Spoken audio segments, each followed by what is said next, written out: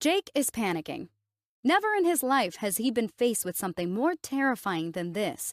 Never has his heart beat so fast, so hard, so fiercely as it does in this moment.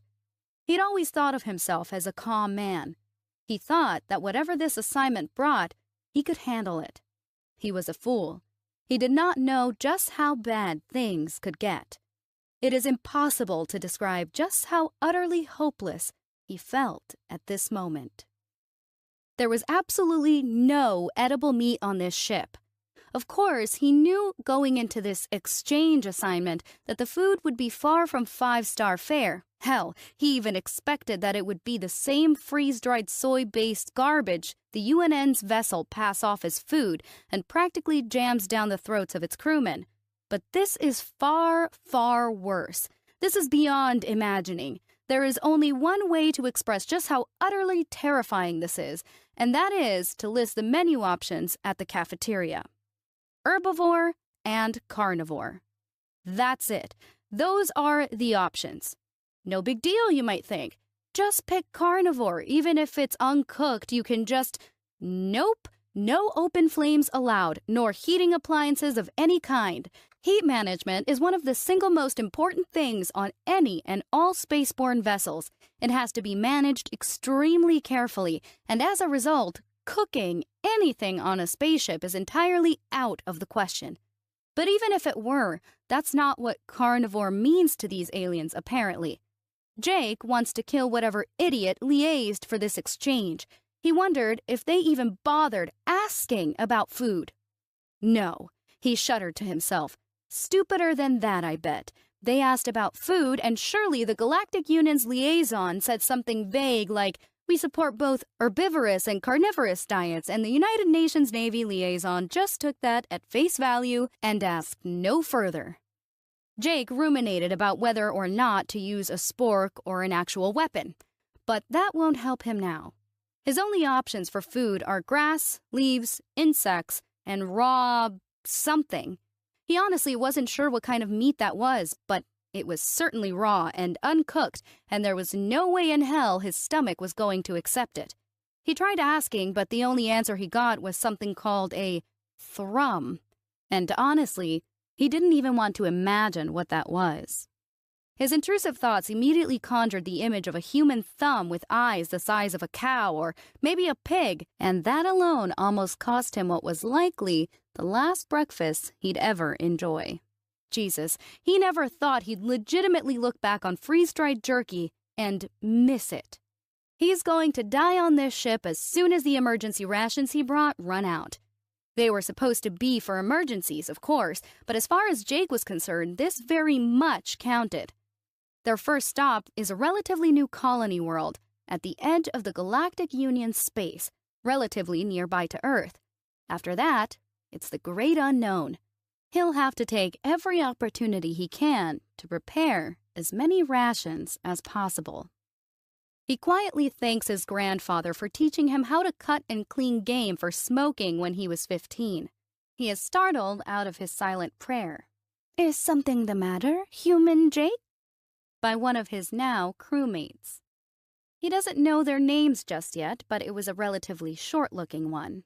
They heavily resembled an owl, but underneath the wings they had a second set of limbs that more closely resembled human arms, except thin and rigid, looking like chicken legs, and with talons that looked straight out of Jurassic Park.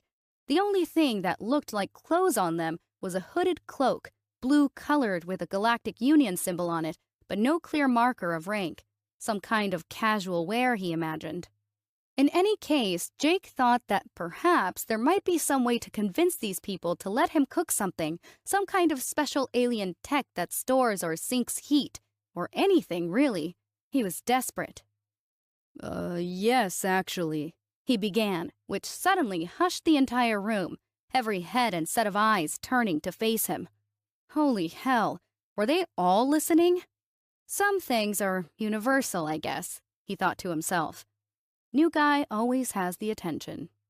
The owl-looking alien turned, their eyes focused very sternly on Jake's. He got a bad feeling. Was this some kind of officer and he'd failed to notice a more subtle marker? Was he supposed to be saluting right now? Did he break a taboo? "What is it?" they asked, breaking him out of his brief sequence of panicked musings.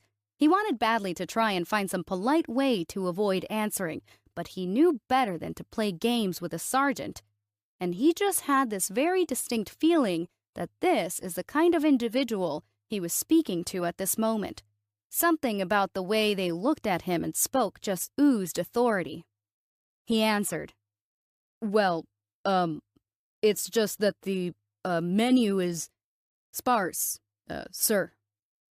They cooed like an owl, like just straight-up owl noise. Jake supposed it made sense. They did look very much like an owl, but at the same time it was almost uncanny, really. He did his best to hide his surprise and prayed that they hadn't done anything like preliminary research on human body or facial expression. "Please," they chided. "Here my rank does not currently matter. As long as I am not in uniform or on the bridge, you need not refer to me as such. Just call me by my name, Sita." Shit. They're the captain, aren't they? Eating the same cafeteria well, he supposed it isn't technically slop, it's just all raw, uncooked plant and animal matter, and none of it the kind a human could eat raw or uncooked without serious issues.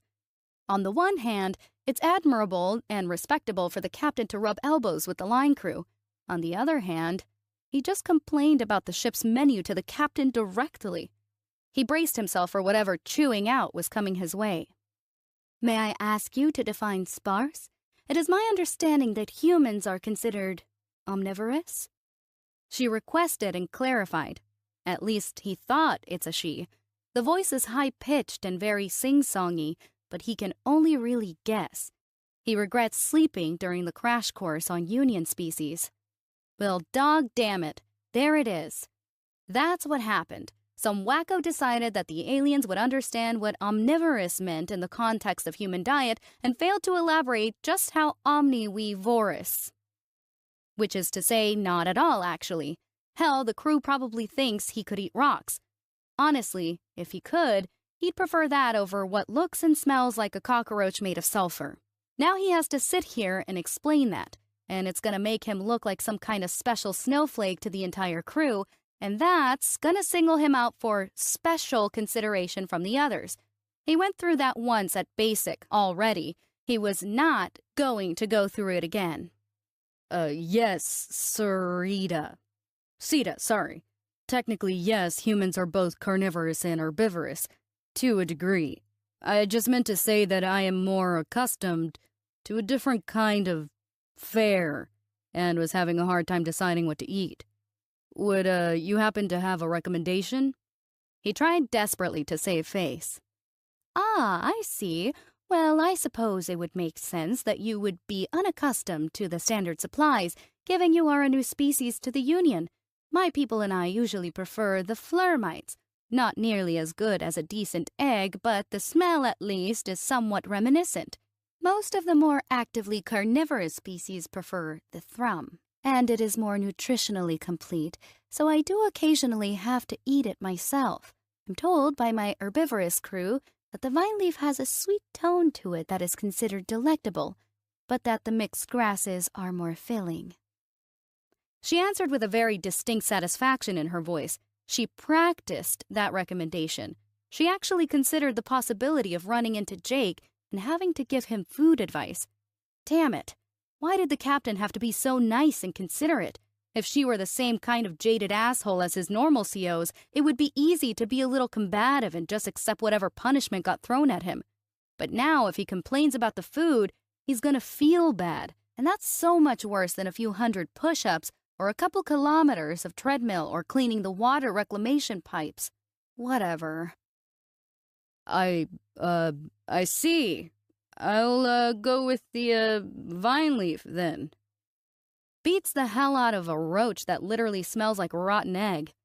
Sita nodded and left with her plate full of that, and Jake was left with one that had a bunch of leaves on it. Hopefully she wasn't kidding when she said sweet. Maybe it's a kind of lettuce? It was not a kind of lettuce. It tasted exactly like you'd think a leaf would taste. bitter and somehow simultaneously mushy and chewy, like a soggy paper towel. Emergency rations it is. Jake spent the better part of a month like this, quietly retrieving a plate of vine leaf, then retreating into his room to secretly dump it in the recycler, and then chow down on some rehydrated something or other. It was all mush anyways, once it got freeze-dried and turned to powder. Fancy labels tried to convince him that they were such wondrous things as mashed potato or fresh peas or even applesauce. For his part, he got very good at lying to himself. Thankfully, there were some actual normal foods in the rations, like peanuts and walnuts and granola bars, and other long-lasting grains. If not for these, he'd have truly gone insane. Though he suspects some of the crew already think he is. He's been preparing for the first stop in every spare moment. Whenever he isn't on shift doing routine checks and maintenance, he's in his room sharpening his knives, creating makeshift tools out of the cafeteria sporks, and tying together the metal trays from the cafeteria with tightly wound napkins and bent sporks to create crates to store his future rations in. Thank God they gave him a private room instead of bunking him with someone. Apparently, it's protocol for the first few years to give new species private rooms, gives them time to adjust and ease into close social interaction. For Jake, it meant he had a ton of space to work with. It also meant that most of what the rest of the crew knows of Jake is that he's a reclusive engineer doing something with all the cafeteria trays he's been taking and never returning. In hindsight, it's shocking that none of them reported it. Maybe they just passed it off as a cultural difference and decided against it. All Jake cares about is that today is the day. They're finally here, LTR Prime. Though until contact had been made with the Union, it was known to humanity as Alpha Centauri Prime. We'd only just discovered that this planet was habitable when days later we detected advanced signals coming off it with a long-range probe the boys at NASA had sent. One thing led to another and bam! First contact. It didn't take long for our communications equipment to get upgraded to FTL speeds. Once the colony scientists realized what the probe was, they immediately requested the Union send a diplomatic vessel to Earth. Entire process took about 5 years, and 4 of that was the probe waiting for a command from Earth to send a one-way message to a suspected alien planet. It turned out we'd been on the Union's metaphorical radar for quite some time. You don't pump out as many signals as we do and not get noticed, but our signals are slow as shit, and their non-interference policy required them to pull back any and all observation vessels and facilities once a species became advanced enough to detect them. So once we started really looking out to space, it ended up being on us to technically make first contact. It's been about 2 months since then, and humanity is still mostly isolated. Earth is way out at the edge of Union space, and while that has driven a bit of traffic our way, humanity has yet to really make a name for itself in much of anything. Earth doesn't have any special resources beyond grotesque amounts of raw usable mass in the form of our gas giants and asteroid belt. But pretty much all of that has been preemptively cordoned off as Earth use only. A way for the Union to ensure that we have what we need to get on our own 2 feet. Mars is terraformable, as is Venus. Between those 2 things and our raw resources, the Union decided that humanity didn't need to be given any extra star systems, meaning that anything beyond Sol, we had to get ourselves either by being the first to start developing or acquiring them economically from whoever else did. The Union has FTL internet of sorts, but new species policy also forbids us from connecting to it for a short period, ostensibly to protect us from possible malefactors or hackers. But if you ask Jake, it's to give them time to wipe it clean of any unsavory political discussions they might not want humanity seeing. Cleaning up their browser history, removing potentially offensive memes, that kind of stuff. But what does Jake know? He's just an engineer. But he was able to gather basic information about LTR Prime just by asking one of the ship's data scientists. They prepared a nice big pamphlet of pages upon pages of data and information, so Jake ended up spending a great deal of time sifting through that too, all in preparation for his first hunt on an alien planet.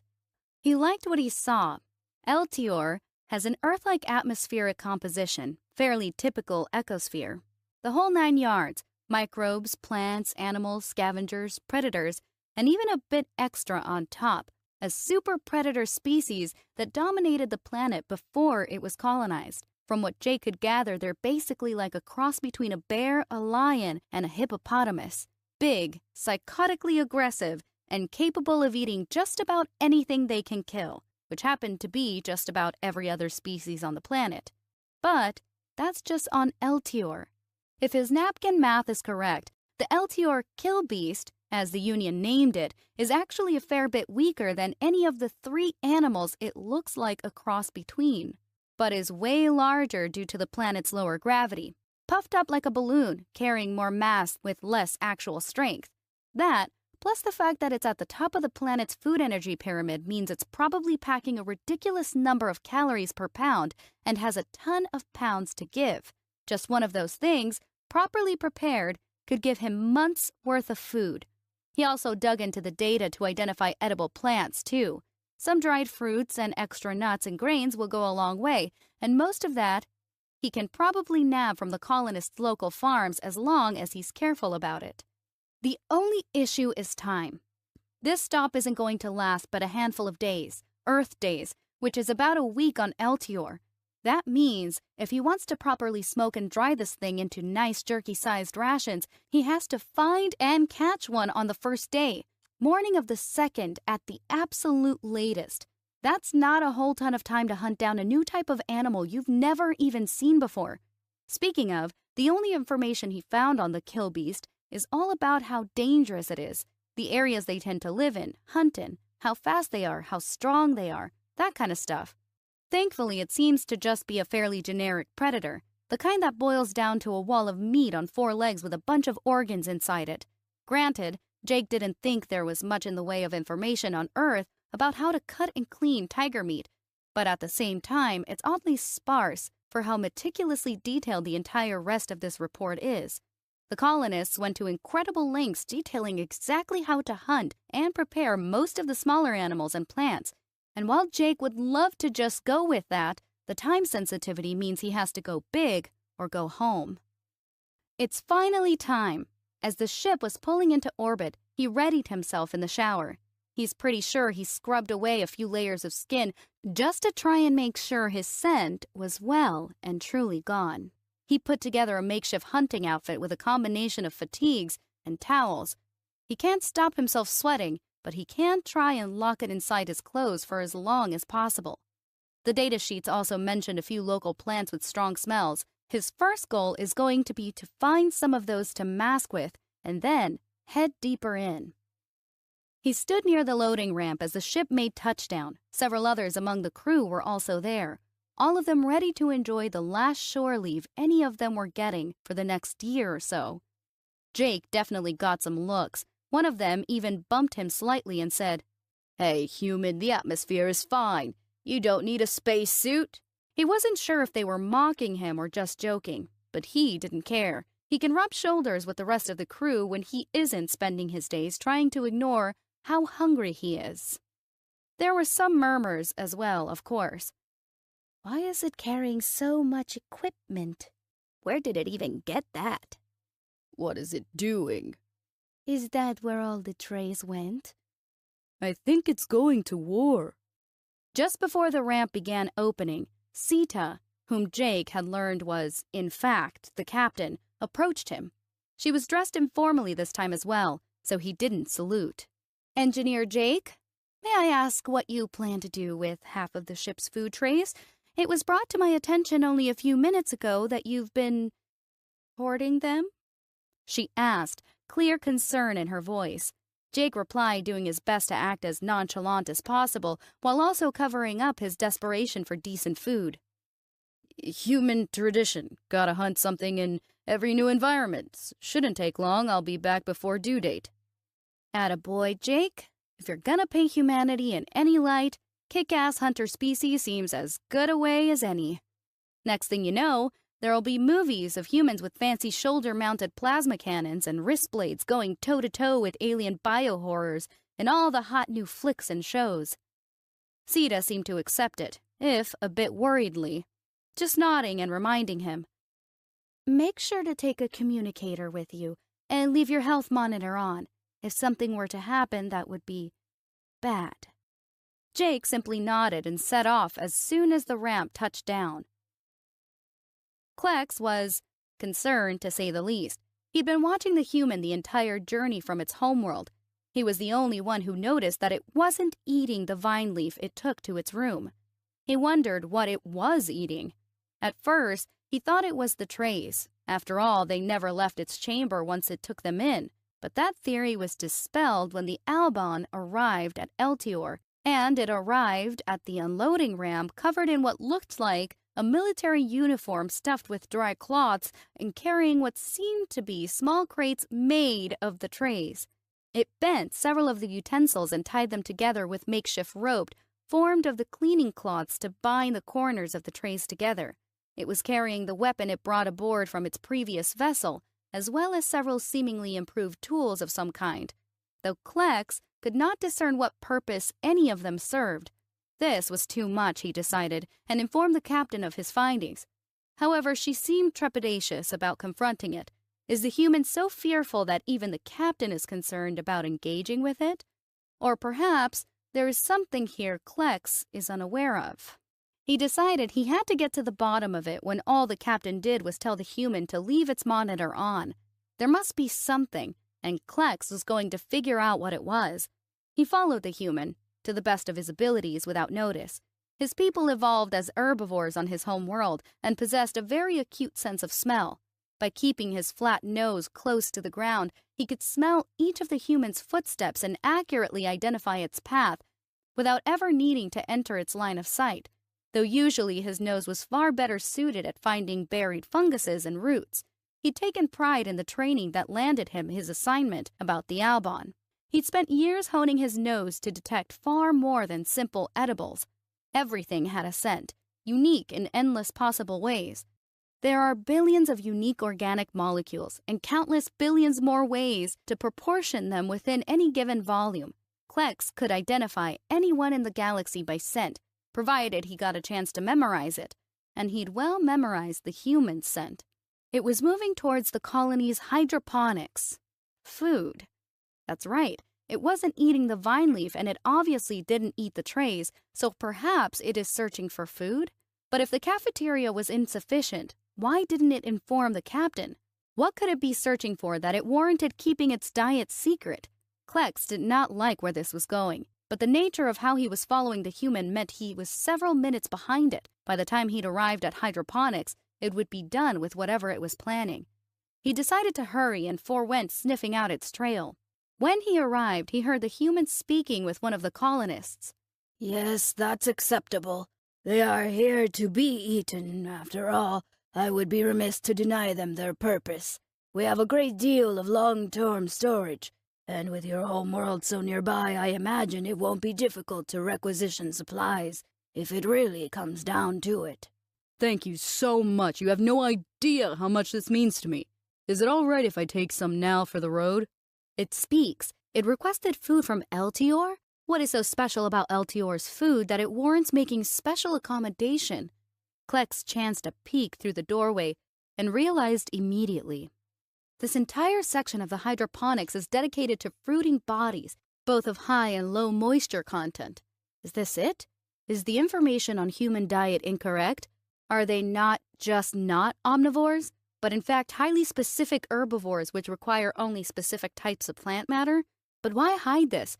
Why label themselves as omnivores if they cannot truly eat anything? Perhaps it is unique to this human, an allergy, a mutation, a disease. Perhaps it is embarrassed of its dietary needs and feared it may be mocked for them. Does its own kind take such pride in their omnivory that lacking such capacity is a cultural taboo? Klex makes a mental note of this. This must be brought to the captain's attention. But first, the human seems to have another destination in mind. There is more to this, and Klex will not go to the captain with an incomplete report. Something is following him. Jake isn't sure what it is yet. Every time he tries to double back to catch his pursuer, they vanish as if they were never there. Whoever or whatever they are, They're good at hiding, and no amount of covering his tracks has thrown them off. The only reason he even knows they're here is because he catches rare glimpses or occasionally hears a crack of a branch or thrush of leaves that he didn't create. He'd love to catch them, but there is little time. The fruits and nuts he requested from the colony's hydroponics manager will last him a while, but they're not nutritionally complete. He'd end up hospitalized at some point, and that would be a hell of a way to force the entire ship back to Union space early. He's just going to have to hope that they're content with simply watching, and given how good they are at evading him, he can't imagine they'd get caught by what he's hunting. It didn't take long to find a trail. These things are massive and highly aggressive and highly territorial. Once you get anywhere within several miles, the signs start appearing. Crushed rocks, broken trees, or at least what seemed like trees. The bark was purple instead of brown, which really threw Jake off. But what can you do? And huge marks in the ground from its footsteps. Shallow, surprisingly, but wide and distinct. Definitely a bite-your-head-off type rather than a claw-your-face-off type, just as the data suggested. Which also means that the other suggestions of the data are likely correct as well. It should be asleep or close to it during this point in LTR's seasonal cycle. Most of the markings are relatively old too, which supports the theory. Even so, you never know when a hibernation cycle might get interrupted or broken. Best to be careful and take things slow. That was exactly when everything went to shit. "Ah, stay away! Stay away!"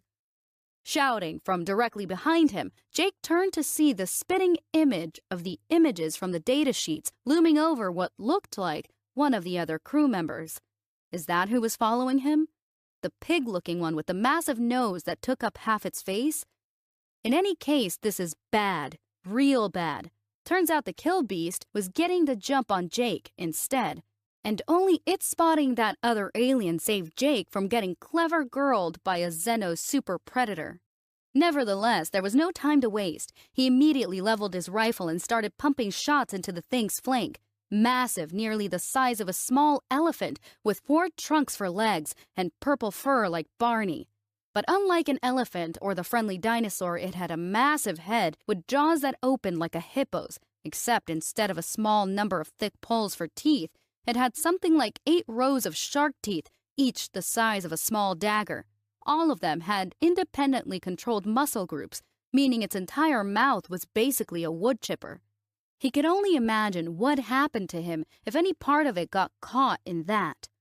So much as a graze could probably drag the rest of him into it like a chainsaw caught on a sleeve. Thankfully, evolution gave Jake a winning hand. It may be huge, but that's only because the low gravity lets it carry more mass with less strength, which means the thing weighs surprisingly little for how big it is, and that means his rifle sent it into a nearby tree. Not quite flying or anything, but it stumbled hard like it got slammed by a log or a boulder. The impact wounds were way larger than Jake was expecting, too. Must have some incredibly high blood pressure to burst like that. For a brief moment, he regretted firing so many shots. That's a ton of meat that got lost. But at the same time, he wasn't going to just sit and watch a walking woodchipper mulch a crewmate. Jake quickly reloaded the small magazine he dumped and prepared for a second salvo. But the thing never stood back up. The tree it crashed into crumpled like tinfoil, and the dirt beneath it was staining a very, very dark color from the frankly copious amounts of blood. Jake approached it carefully and confirmed that it wasn't breathing and didn't have a pulse. Guess it bled out from the wound? Jake was a bit surprised by that, slightly disappointed in fact. It was supposed to be a super predator, even got called a kill beast, and yet here it was, dying to barely 5 shots of 308. Guess the predators back home are just made of sterner stuff. He turned to check on the one that followed him, but they vanished again. Idiot went and got himself caught by a local predator, only to avoid Jake like he was the one menacing him. Whatever, as long as he doesn't interfere. Klex's heart is racing, pounding out of his chest so hard he thought he might die of it.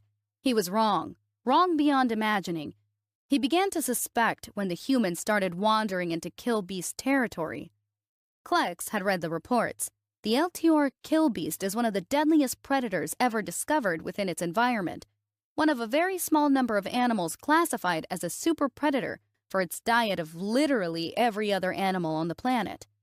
He considered warning Jake a few times, but every time Klex began to approach closer, something within him warned him to stay away. He could feel something was wrong.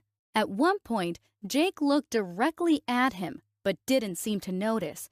But the look in his eyes was cold, menacing, terrifying. It chilled Klex's blood blue to his very bones. He'd never been looked at that way before, even indirectly.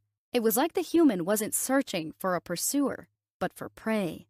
When the killbeast discovered him, he thought that would be his end. But then Jake turned and bore his weapon with such speed and precision that Klex thought it might have been cybernetically enhanced. 5 ringing discharges of that primitive weapon, and the killbeast died. Just like that. It stumbled into a tree. The tree collapsed from the impact and fell over dead. Klex had learned that the human's primitive projectile weapons were the most powerful in terms of sheer force ever discovered for a new species, but he had hardly believed it.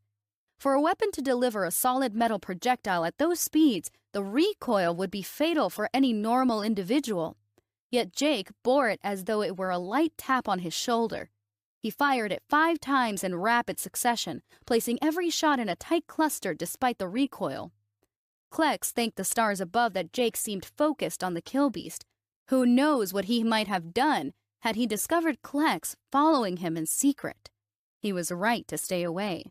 This human, all humans, are dangerous beyond measure. The weapons they could wield, with that strength, the speed and precision with which they wield them, that terrifyingly cold gaze which spoke 1,000 words, all of them descriptions of bloodthirst. Klex has only now realized what the humans mean by omnivore. Super predators are classified as predators that can and do eat all other animals in their environment, including and especially other predators. He watched in horror from his hiding spot several meters away as the human preyed upon the dead killbeast. He watched it lift its kill with shocking ease, utilizing the makeshift tools to hoist it onto a rack it erected out of more of those tools and fallen branches. Watched it gut the thing open and drain its blood and innards onto the ground. Watched it carefully pick through and preserve most of those innards. It spent 3 entire days simply preparing this entire killbeast, slowly draining it, slowly drying it out, bathing it in the disgusting smell of smoke and stuffing its own intestines with its own sloughed, pulped flesh and tying them up into small packages, cutting its legs and body into strips and chunks, slowly packaging all of it into the crates, coating it in downright lethal amounts of sodium chloride. Klex doesn't even know where it got that much of such a toxic substance. Eventually, Klex could bear no more. He'd run out of the snacks he'd brought and could no longer find funguses and roots nearby to eat. He'd seen enough. He began turning back to deliver his report to the captain about this most dangerous addition to the crew, when it called out to him. "Going somewhere?" Klex's blood ran cold. He froze in place. Primordial instincts took over, and all of his muscles locked, like a wild animal caught in the searchlights of an automotive vehicle. He simply could no longer move, forced to wait in abject horror, and his death approached him. Slowly, one step at a time. Crunch, crunch, crunch. Each footfall crushing bark, twig, leaf, and soil beneath it. Each is as loud in the night of this forest as one of its weapons discharges, each accompanied by the sound of Klex's own heart growing louder and louder in his ears, pounding into a headache born of pure fear.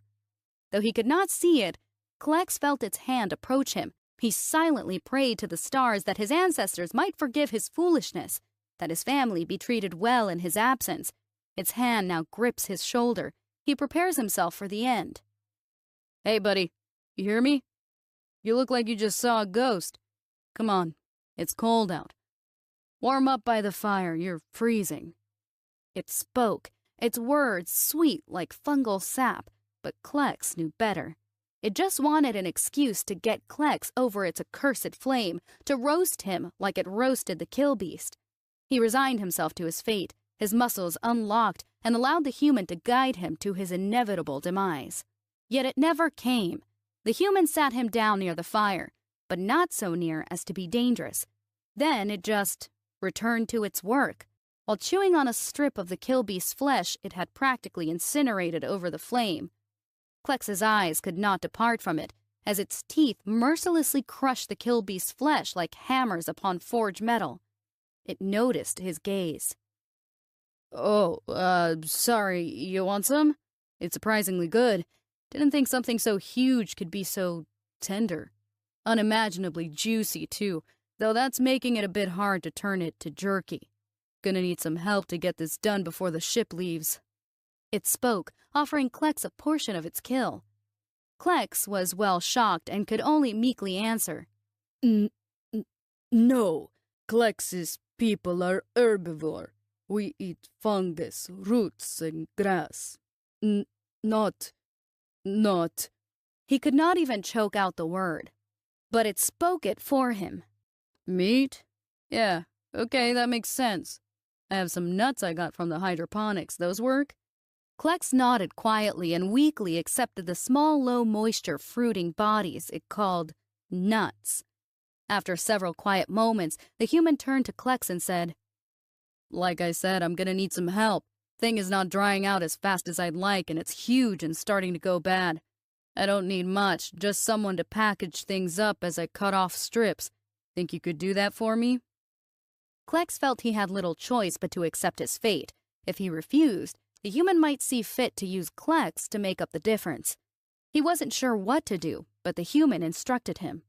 By the next morning, the human declared that he had all he needed, and Klex silently followed him out of the forest and back to the ship, carrying half of the now full crates on his own back. He tried not to think about what was in them. It was finally time to go back to the ship. Jake wasn't sure about Klex at first, but at least he helped out. Without the extra set of hands, there's no way Jake would have been able to fill up that last crate.